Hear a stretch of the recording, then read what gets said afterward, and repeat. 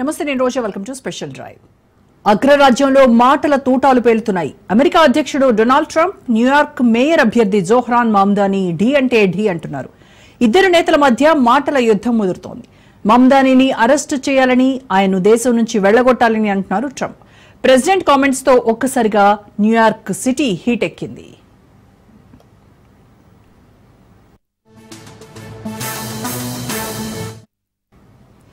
ప్రజాస్వామ్య సోషలిస్ట్ గా చెప్పుకునే ట్రంప్ వ్యాఖ్యలకు కౌంటర్ ఇచ్చారు జోహ్రాన్ మమ్దానీ.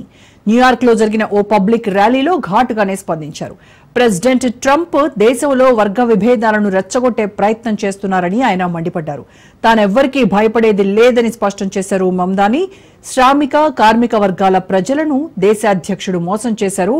ఆ విషయం నుంచి అమెరికన్ల దృష్టి మరల్చేందుకే తనను టార్గెట్ చేశారని వాపోయారు జోహ్రాన్.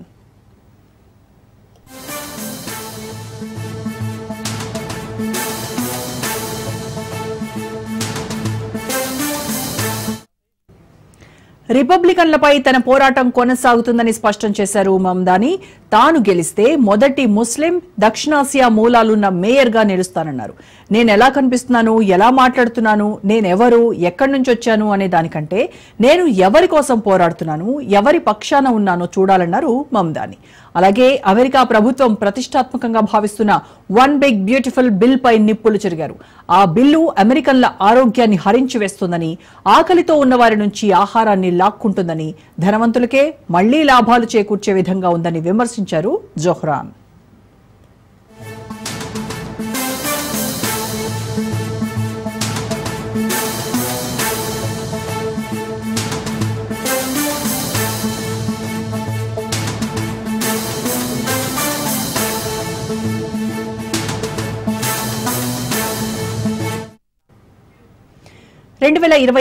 నవంబర్లో జరిగే న్యూయార్క్ మేయర్ రేస్ ఉత్కంఠ రేపుతోంది.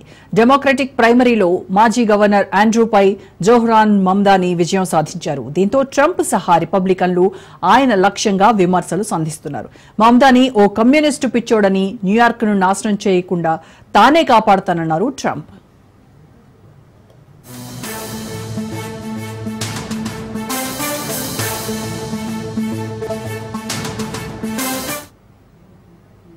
జోహ్రాన్ మమ్దానీ ఇండో అమెరికన్ చిత్ర నిర్మాత మీరా నాయర్ కుమారుడు. యుగాండాలోని కంపాలాలో జన్మించారు. ఆయన భార్య సిరియా మోడల్ రమా దువాజీ.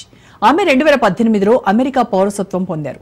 2021 నుంచి న్యూయార్క్ స్టేట్ అసెంబ్లీ మెంబర్ గా ఉన్నారు. తాజాగా మమ్దానీ న్యూయార్క్ మేయర్ ఎన్నికలకు డెమోక్రటిక్ ప్రైమరీలో గెలవడంతో ట్రంప్ దృష్టి ఆయనపై పడింది. మమ్దానీకి జనాల్లో మాత్రం విపరీతమైన ఆదరణ ఉంది. అప్పటి నుంచి నయానా భయానా హెచ్చరిస్తూనే ఉన్నారు.